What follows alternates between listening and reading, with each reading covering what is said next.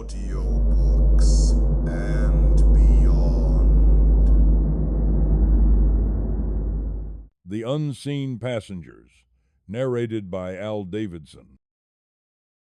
The loneliness of the long haul was a tangible thing. A passenger in the cab of my 18-wheeler, sitting right next to the cooler full of lukewarm coffee and the dog-eared road map. For 14 years, my life had been a series of endless asphalt ribbons and diesel-scented air. My name is Gus, and I'm a driver. The road was my home, and the silent company of the night was all I had ever known. Every day was a rhythm of routine, the pre-dawn inspection, the growl of the engine coming to life, the familiar scent of vinyl and old coffee. I'd watch the sun bleed across the horizon in every state, a different shade of orange and pink each time. My only real companions were the static-filled voices on the CB radio, men and women just like me, chasing the next delivery, sharing stories and jokes to keep the vast darkness at bay. I found a certain peace in the predictability of it all, the simplicity of a single task, get from point A to point B no matter what. I was a creature of habit. I knew which diners served the best breakfast burritos and which truck stops had the cleanest showers. The miles were my clock, and the changing landscape was my calendar. My mind was a quiet, empty highway, a place where I could drive for hours on autopilot, just me and the hum of the tires on the asphalt. It was a simple existence, and I had long since made my peace with the solitude. Just before the sun set, on the 5th day out, I keyed the microphone to check in.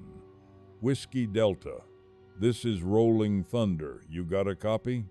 A few moments of static, and then a woman's calm voice came back. Copy that, Rolling Thunder. Just passed through a nasty patch of rain. You got a clear sky up ahead. We exchanged a few pleasantries about the last storm and the next one on the horizon. It was a simple, comforting ritual, a reminder that I wasn't the only soul out there on the lonely road. The friendly chatter was a constant, a lifeline of noise and company. Then the whispers started. A chorus of voices, faint at first, began to hum on my CB channel. They were layered and indistinct, like a crowded room heard from a great distance. As the days and miles passed, they grew clearer. There was a gruff, gravelly voice that called himself Old Man Rivers, a sharp, precise woman who went by Night Owl, and a cheerful young kid who just called himself Rookie. They never seemed to be on the same shift, yet they always knew where I was, what lay ahead, and what trouble I might find. Rolling Thunder, watch your speed.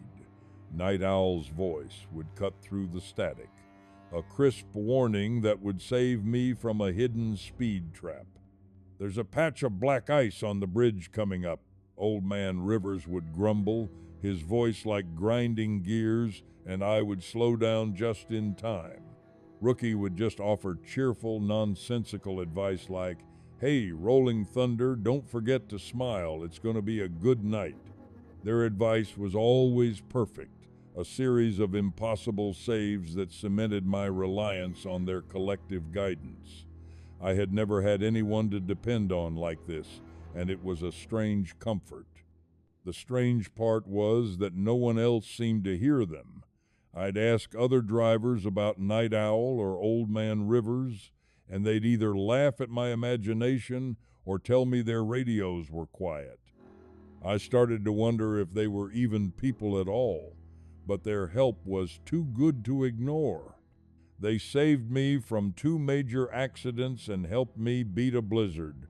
I was a man who trusted what I could see and touch, yet I was slowly starting to trust a choir of voices I couldn't place. One night, the voices came through with a frantic urgency I'd never heard before. They were all talking at once, their words a desperate, jumbled cacophony of sound. "Gus, listen to me," Night Owl pleaded. "Stop the truck." Rookie's voice was filled with a desperate, childlike terror. "Now," Old Man Rivers bellowed, his voice raw with panic. My foot hovered over the brake, and for a split second I hesitated. The road ahead looked clear. Nothing but black asphalt stretching into the darkness, but the terror in their voices was real. Something inside me, a primal fear, made me listen to them. I stomped on the brake pedal. The air brakes shrieked, and the truck, fully loaded, lurched violently. My head slammed against the steering wheel, and a blinding pain exploded behind my eyes. I was thrown forward, then backward, as the truck skidded to a halt. The screech of tires was followed by a sickening crunch, the sound of metal tearing and glass shattering. In the dark, a few yards ahead of my front bumper, I saw a crumpled mass of a car, a mangled wreck that had just been hidden in a dip in the road. I had missed it by inches. I sat there, breathing hard, the silence of my cab now deafening. I fumbled for the CB mic. "Night Owl, Old Man Rivers, Rookie, you saved my life," I whispered, my voice trembling. Silence. A long, drawn-out moment of nothingness. My heart hammered against my ribs. I turned to look at the wreckage again, but the crumpled car was gone.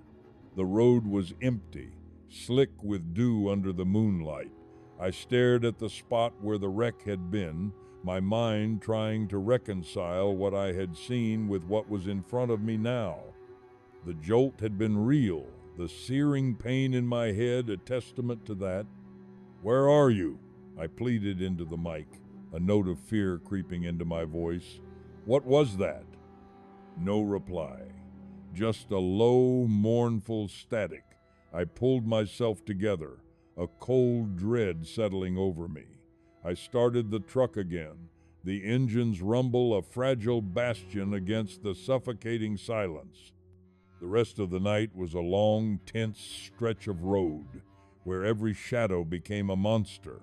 I drove on pure instinct, my body numb, my mind replaying the desperate voices over and over.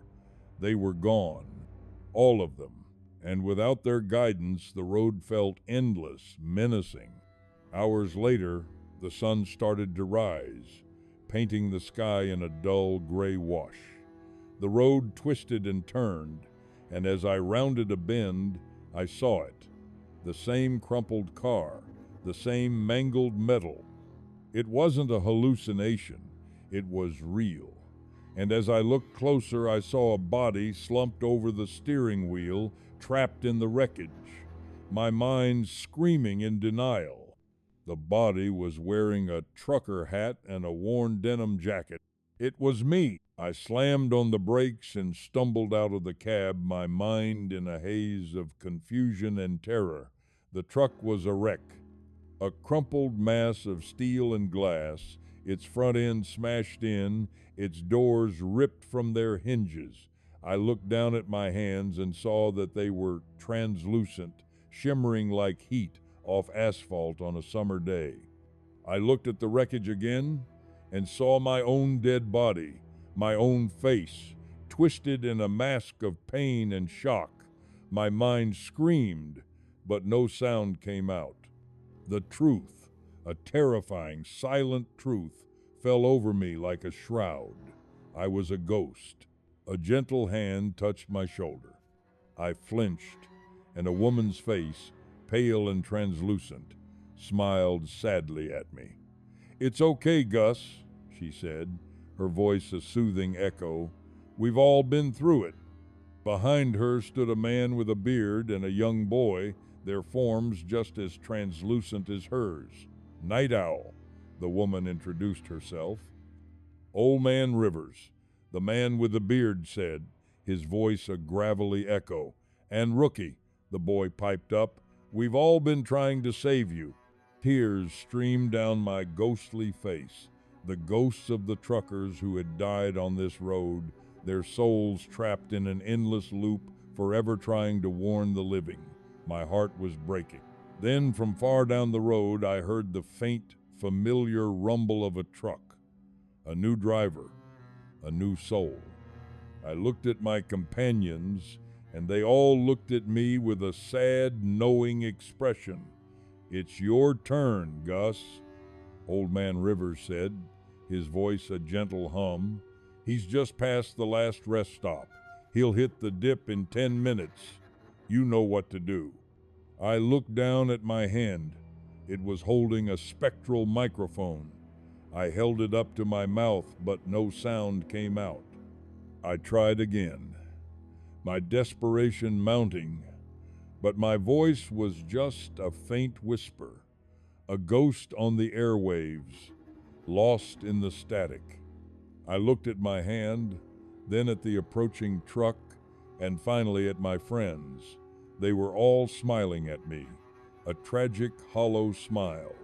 They faded back into the mist, and I was alone again. Just another ghost on the airwaves. My voice, now one of the many, was just one of the unseen passengers on the long, dark road.